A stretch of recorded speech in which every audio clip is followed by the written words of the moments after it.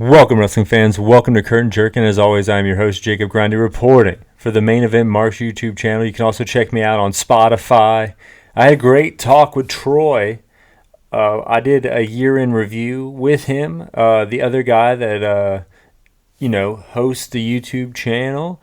And it was cool. We had a great time.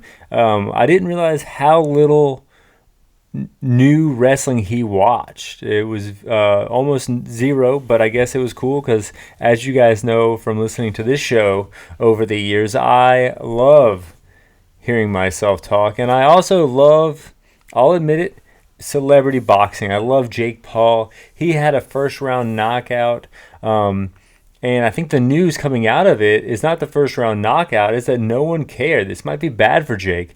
Outshined by his brother in the last fight, as far as like the fight build and everything, and then he got knocked out earlier this year. I feel like the top heel of 2022 fell from his podium in 2023, and I don't know what 2024 has in store for him. I think 2023 wasn't a good year for heels. I feel like Jake Paul and MJF were the two leading heels of 2022, and now leaving 2023, both aren't where they were before. They lost a little edge. Speaking of not being where you were before, Okada signed with Barry Bloom, an agent who represents multiple AEW stars. So odds are he's going to test the waters in America. I hope he signs with WWE, but some people have reported that WWE has no interest in Okada, so that makes me think, along with, signing with this agent, that he's going to AEW. But something The Miz said actually gives me a little bit of hope. While you were winning championships in the Tokyo Dome, I was becoming the most must-see WWE superstar in history and becoming the first ever two-time Grand Slam champion. You're in the big leagues now, kid. Talking about Okada, so I guess kind of hinting that he's already signed or is pretty much a done deal. So, Miz has been in the WWE for a long time. A lot of people left the WWE recently, including Matt Riddle. He will be wrestling RVD on March 9th. Speaking of RVD and Matt Riddle, Liv Morgan got busted for weed. That's funny. Her mugshot, she still looks, beautiful in her mugshot. That's kind of the takeaway from all this. She just had a little bit of weed, was driving erratically, just doing some some crazy Florida girl shit, and just got caught in the act. Unfortunately, I don't think we're going to be seeing a lot of her, and we're not going to be seeing a lot of Kenny Omega. He is out indefinitely. He said recently, I can't really sugarcoat this. I'm out indefinitely. I tried to keep pushing past the pain as long as I could until it became too much. Luckily, doctors caught me when they did. I'll be here, so in the meantime, please enjoy wrestling. He has diverticulitis, a disease or virus or ailment or some sort that was made famous in the UFC world when Brock Lesnar had it. A buddy of mine had it. It was not fun to watch him go through something like that. He was at the bar with a colostomy bag. He, was eating vegetarian for a while. So just stepping outside of just the pain that you must be going through, it seems to be a life changer for a lot of people. So speedy recovery to Kenny Omega. Charlotte Flair injured as well. She's going to be out for 9 months. So, a lot of news in the world of wrestling outside of the weekly shows. But jumping into the weekly shows, we had SmackDown on Friday, Bloodline promo.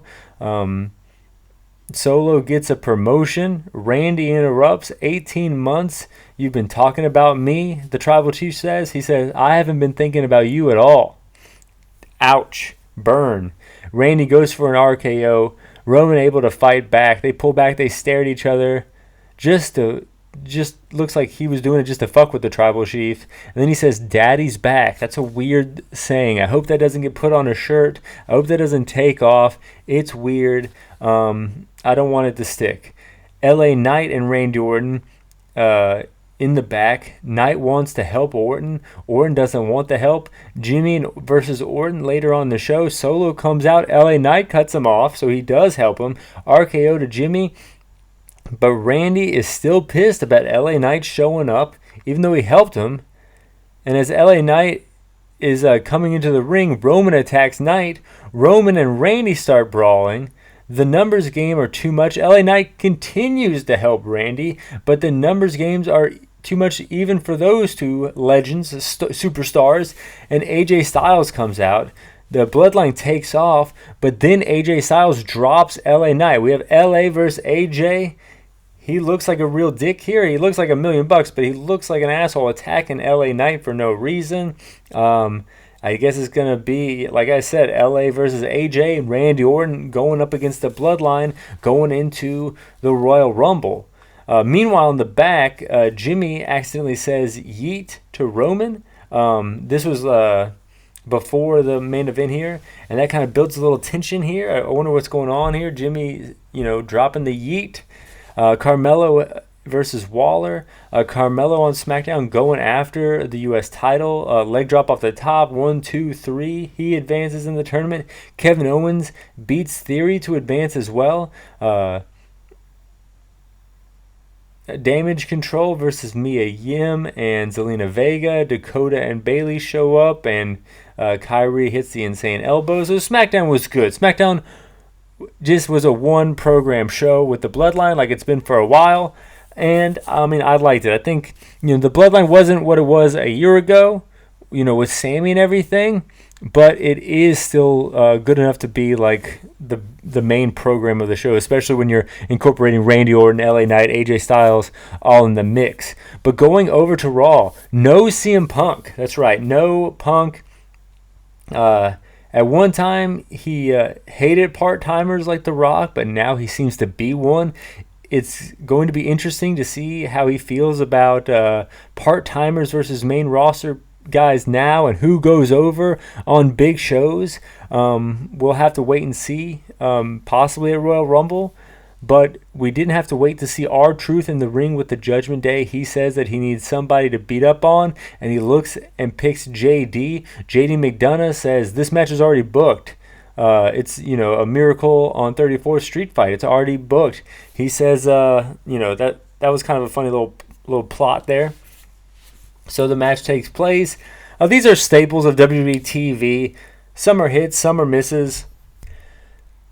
Dom out there helping JD, but accidentally pulls R-Truth's head onto JD's twig and berries. Truth pushes JD off the top rope through a table. 1, 2, 3. R-Truth wins, and they jokingly said that whoever is in this match, whoever loses leaves the Judgment Day. Where R-Truth, hilariously thinks he's in the Judgment Day, and JD just wants to be in the Judgment Day real bad.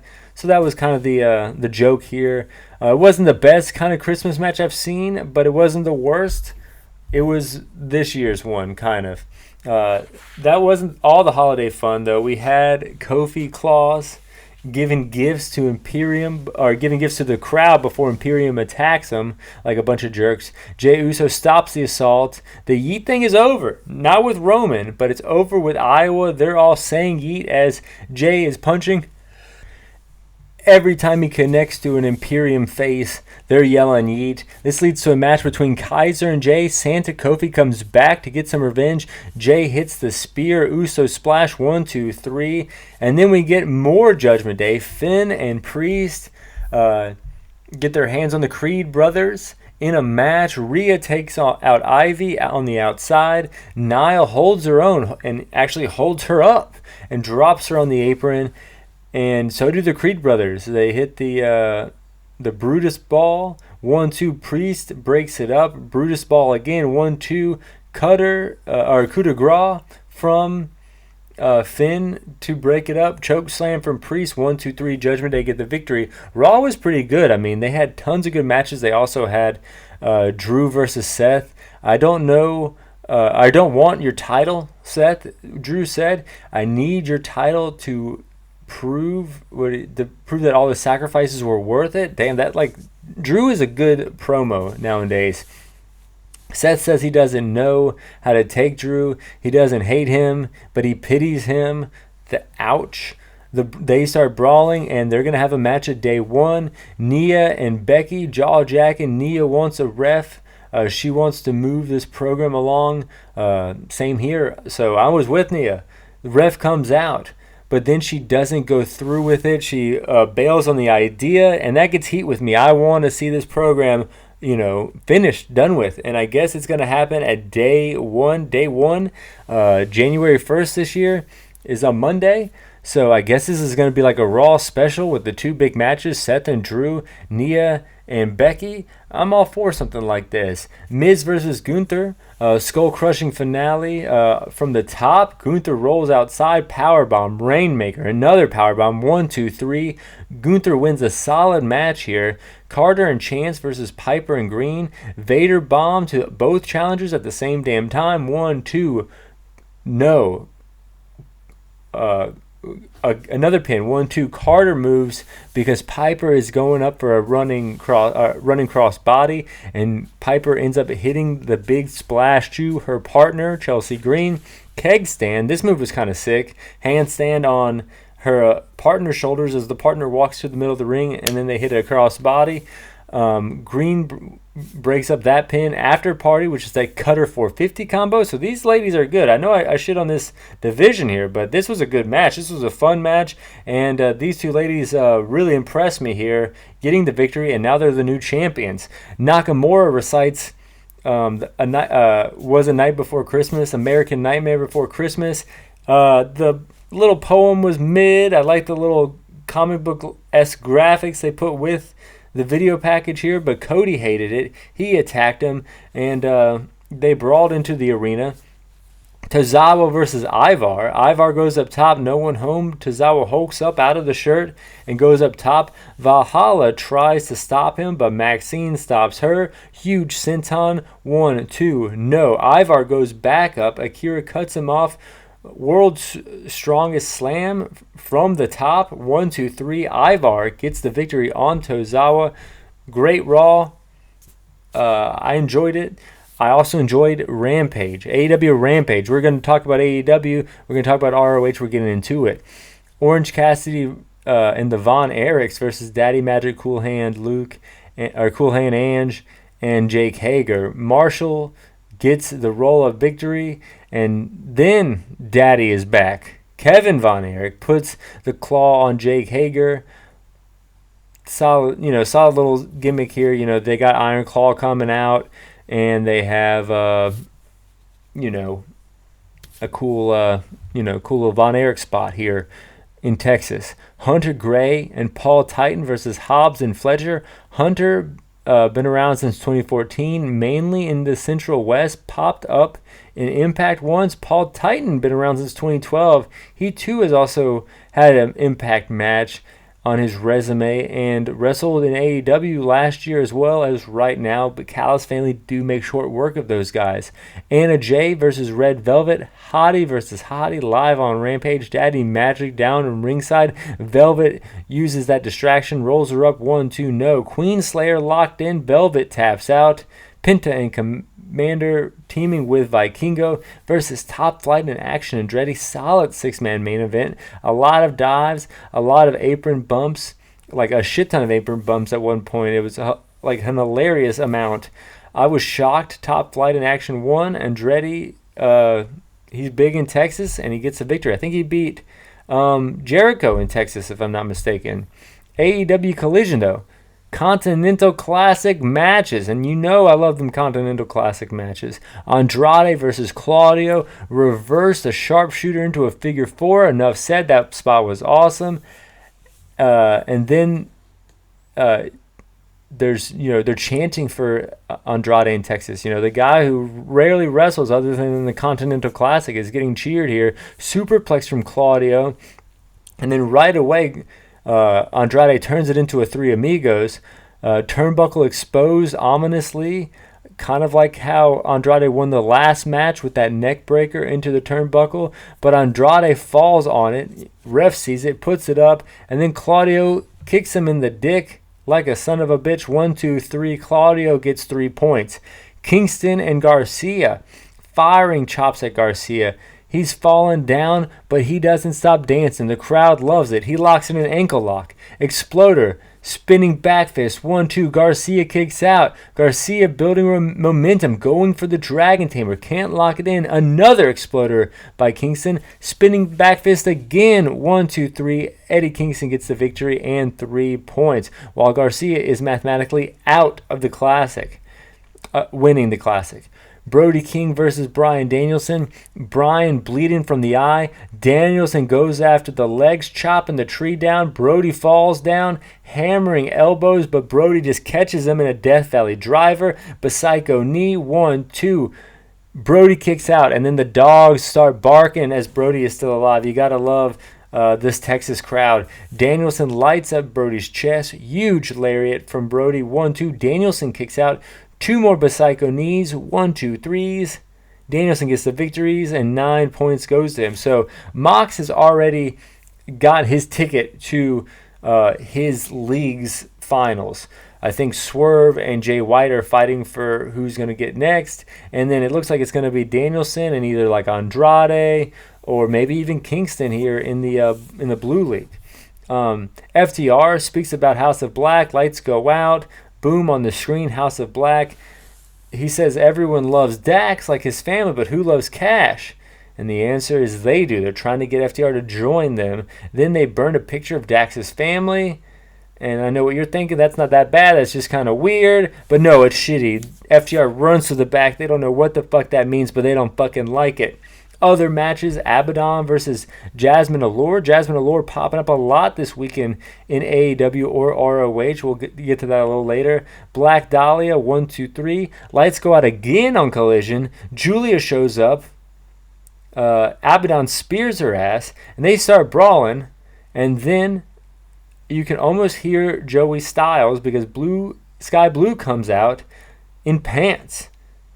Face or heel, I'm not sure, but I like the shorts, Sky Blue. I'm just going to say that right now. Thunder Rosa, though, she's seen enough. She's got blonde hair, pink outfit. She's Barbie movied out, but she gets in the ring, and she starts brawling with the ladies. This is the first time we've seen her in ring in years, I think it is. Maybe at least a year. This is huge. The best part, or the best era of AEW Women's Division, in my opinion, is her feud with Britt Baker. So it's great to see Thunder Rosa back. We got Orange Cassidy versus Brian Keith. We will talk more about Brian Keith in his ROH debut. They gave Keith a lot here, but of course Cassidy gets the victory. Then we had a Texas street fight. Willow and Statlander versus DeMonte and Mercedes Martinez. Willow hits a big pounce. Statlander double knee braces like Stone Cold Steve Austin, and then it gets wild here. We got tax, Code Red into the tax from Diamante. Willow gets thrown through a table. Stat hits Diamante with a chain. 1-2-3. Statlander and Willow get the victory here in this wild Texas death match. Brian Cage versus Kerry White. Kerry White from Dallas, Texas. This was his big break here. He'd only been around for like 3 or 4 years. And when I say break, I mean like maybe his head, his arm, his back, because Brian Cage made short work of this guy. 1, 2, 3. But let's go into ROH. My thoughts is Tony Khan coming out during 0 Hour yelling, heartfelt but kind of goofy. And I think that might be a good description of these speeches he does when he comes out. Heartfelt but kind of goofy. Randomly books Anthony Henry versus Eddie Kingston in a world title match on this 0 Hour. No Ring of Honor signs around the barricade. This is a true end of an era. That's really kind of a staple of Ring of Honor shows, is having those metal signs you can smack around, make all that noise for when your favorite comes out. I do have to say I enjoyed a lot of these matches, but this show fucking dragged, including 0 Hour. It was 5 hours, and this is a sign that there's too much fucking wrestling on if you're an AEW fan, because it went head to head with Rampage, and then it was 5 hours. So AEW and ROH had 6 hours of wrestling if you wanted to just keep up with this company with the Tony Khan Enterprises on Friday. And then the following night they had 2 hours. So just this weekend alone, like a B show, I guess you would say. And then the 3 hours of regular television, they had 8 hours of wrestling. They could have had this show and skipped a lot of these matches here and still had a great show. But that didn't stop me from ranking every single match from worst to first. All 14 matches. Nyla Rose versus Vert Vixen. Been around like 4 years now. Up and down the indies. Even swinging by Tokyo Joshi Pro. They gave her a lot here. 1-2. Nyla picks her head up. Just acting arrogant as hell. Beast Bomb 1-2-3. Worst match on the show. But a solid match. All these matches were good. Like I said. Jasmine Allure. This is the first time we saw her this weekend versus Taya Valkyrie with John Morrison. Allure been around since 2020 and not only has had matches with AEW but also in WWE. Match was kind of mid though. Ty wins with a face stomp. Number 12. The world title match, believe it or not, or the match featuring the world champion at the time, Anthony Henry versus Eddie Kingston. First time I saw Anthony Henry was a show in Winston-Salem at Ziggy's, a music venue.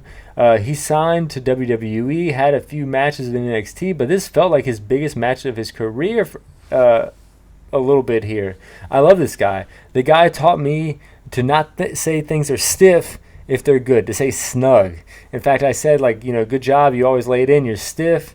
And he said, I'm not stiff, I'm snug. So that's why whenever you hear me say they're working snug, and as a compliment, it's because of the man Anthony Henry corrected me one time.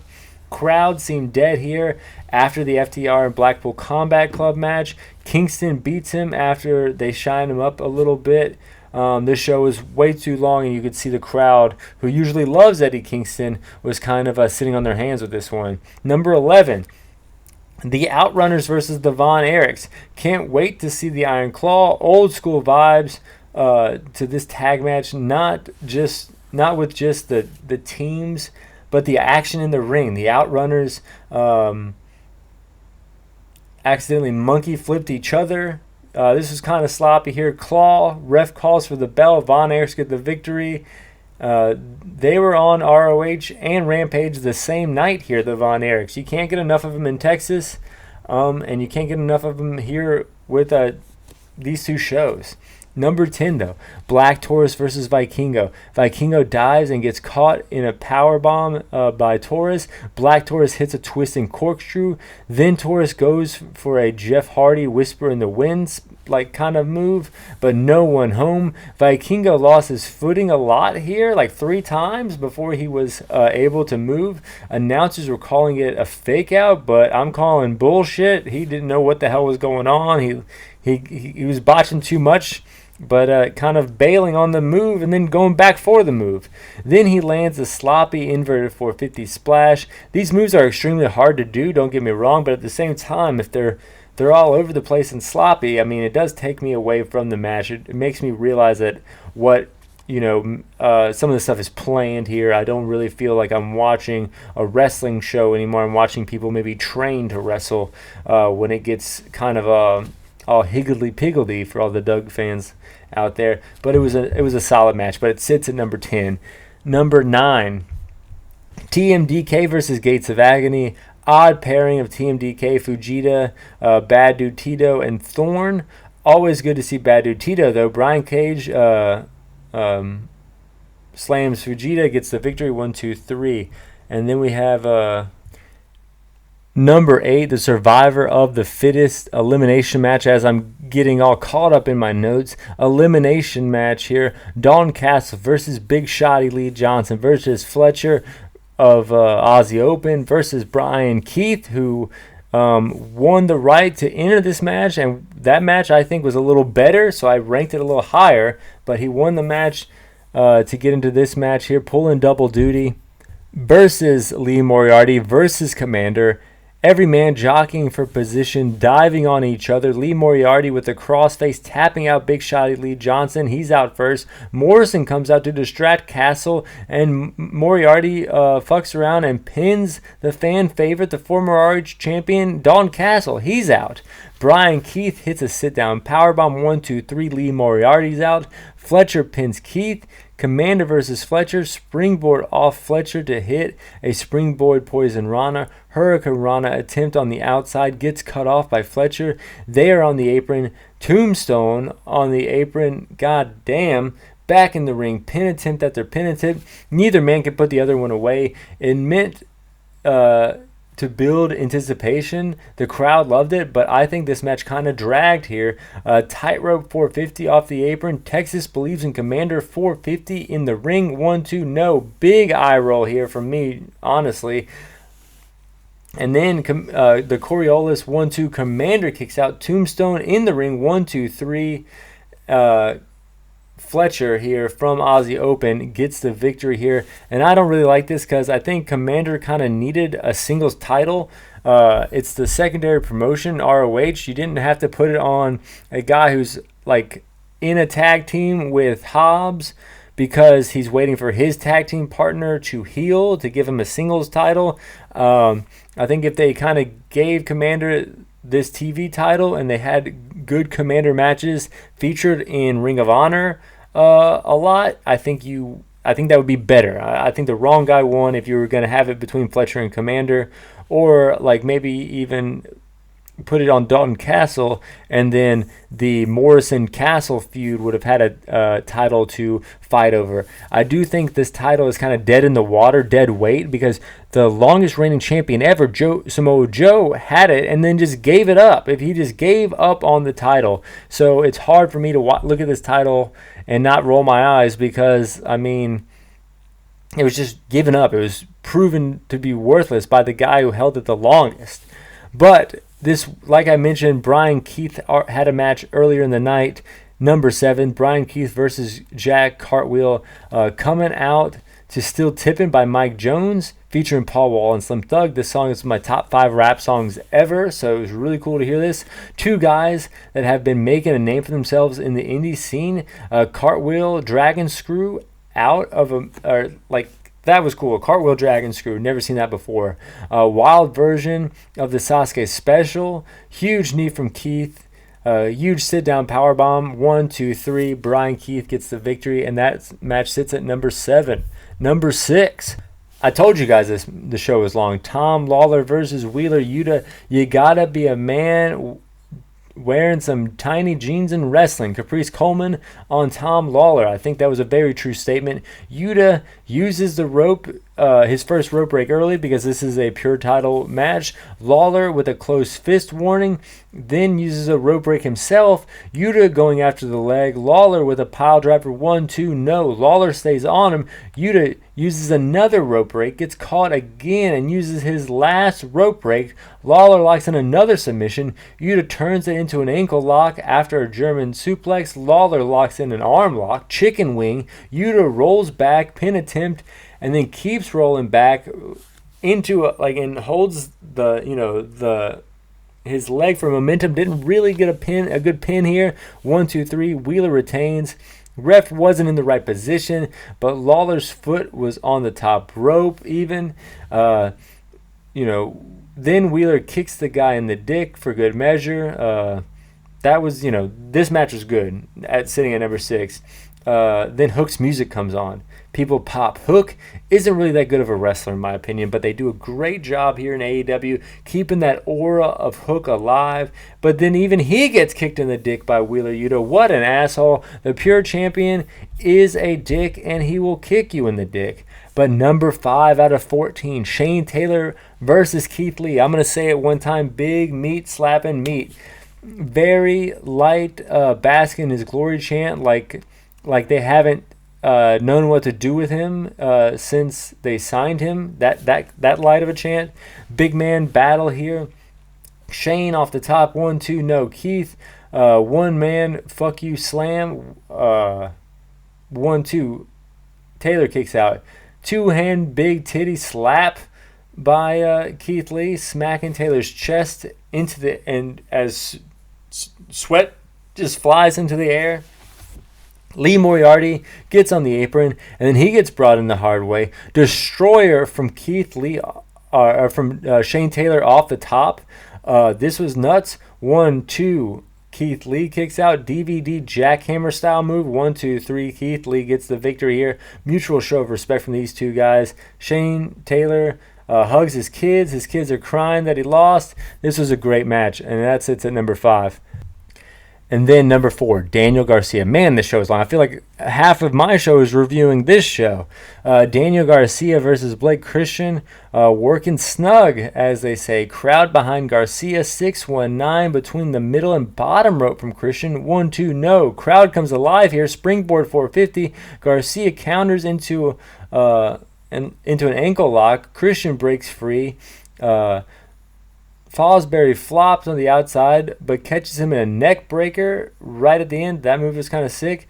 I don't even know what it was even called. Springboard 450. 1, 2. Garcia kicks out. Dragon Tamer. Christian taps out, and Garcia gets the victory. And that match was on the 0 Hour show, and I put it at number 4. Number 3, the main event here, Athena versus Billy Starks. She goes after Billy early. Billy bleeding. Billy starts to rally, pulling at the Horace Grant mask of Athena, taking it off. Swanton 1, 2. Athena kicks out. Crowd comes alive. Suplex off the announcer's desk. Action, stays on the floor, gets back in the ring. Ref bump. Athena goes for a pin. She starts bickering with Lexi Nair. I don't know why she's out there. Starks hits a drop kick. Drops her own. Well, Starks hits a drop kick into Athena's butt, who's fighting over the title with Nair. Athena's face hits her title. Boom. 1, 2. Billy doesn't get the pin here. I think that should have been the match, in my opinion, and you could have moved Athena on to bigger and better things. Electric chair driver from Starks. Swanton no one home. Both competitors down. Athena drops her. 1, 2. Billy kicks out. O-face gets countered. Athena locks her in, and Athena makes Billy Starks quit. Then they hug it out. I think this is the wrong finish here. I think Billy Starks won, which on a long show, doing something like where there's a new champion and moving Athena up, because I just think you don't really have. I just think that it would be Athena is worth having on our show with more people. Boom. And I think Billy Starks beating Athena would be a good transitional champion to put the title on someone else you would think would have a long reign. And the storyline is there with Athena. That's just my opinion. But the match was still good enough to make the podium, but did not get the silver medal. The silver medal goes to Tony Nese versus Ethan Page. Sterling gets handcuffed as part of the stipulation on the outside. Sterling is bullshitting, so Mark Henry, Texas's own, comes down there and makes sure he gets handcuffed. And this match was super overbooked, but it was a great time. Tony Nese uses the distraction of Mark Henry to gain the upper hand. Ethan Page is a fiery babyface here. Last time I saw him, he was a chicken shit heel. I'm not sure what happened here. I might have to start watching Ring of Honor. Sterling with a handful of protein powder. Ethan ducks. It goes into Tony's face. That was a funny spot. Ethan then goes after Sterling. Nese takes advantage. Page face went into the handcuffs. Page is busted open. Page in trouble. Table set up. They battle up top. Cutter from Page through the tables. Nese trying to stay on him. Sterling gets free. Pushes the ref down. And then in the process of that, 2-on-1 attack. Who's going to stop this? Scorpio Sky he is back. He comes out and helps his former partner, takes out Sterling. DDT off onto the weight belt. Or they bring out like a weight, like a lifting weight. Nese handcuffs him, asks him if he's going to quit. Ethan Page says, "Fuck you." This is overbooked as shit, but like I said, it's great. Chair shot. Choke out with the cuffs. Ethan wins. Nese quits like a bitch ass, and Mark Henry, Scorpio Sky, and Ethan Page celebrate on top of the ramp. This was cool to see a lot of these guys I have been watching for a long time take part in this like WWE Ruthless Aggression style match. when a hardcore band kind of does clean vocals or something. You've seen every style from these guys but the mainstream style, and this was like a little taste of seeing these guys like do like a big marquee kind of overbooked main event. But going into the number one match, FTR versus Blackpool Combat Club, Dax in trouble, hot tag to Briscoe. Oh yeah, FTR and Mark Briscoe versus Blackpool Combat Club. Harwood's eye is fucked up. Power and Glory, Froggy Bow, 1-2, no. All hell breaks loose. Mox bleeding. Neuralizer, 1-2, Briscoe kicks out. Super Shatter Machine, 1-2, Claudio kicks out. All hell breaks loose again. They call for the match, but Mark Briscoe says, hell no. Makes it anything goes. The bell rings again, and they start brawling again. He does not want this match to stop. The match is supposed to honor his brother. They all brawl around the arena. Mark bleeding. Tables come out. Mark gets a barbed wire ladder and ends up getting pushed onto it from the top turnbuckle to the floor. Blackpool starts using chairs. The barbed wire to the face. Shit's getting real. Dax power drives Mox onto a table that has a shit ton of tacks on it. Briscoe drops Danielson onto a pile of chairs. 1, 2, 3. Mark Briscoe and FTR get the victory here over Blackpool Combat Club, pinning Danielson. So that was kind of, I think, the biggest moment of this show. Man, do I love wrestling. Look for my podcast with Troy to come out in the near future. As always, fly high. I'm out.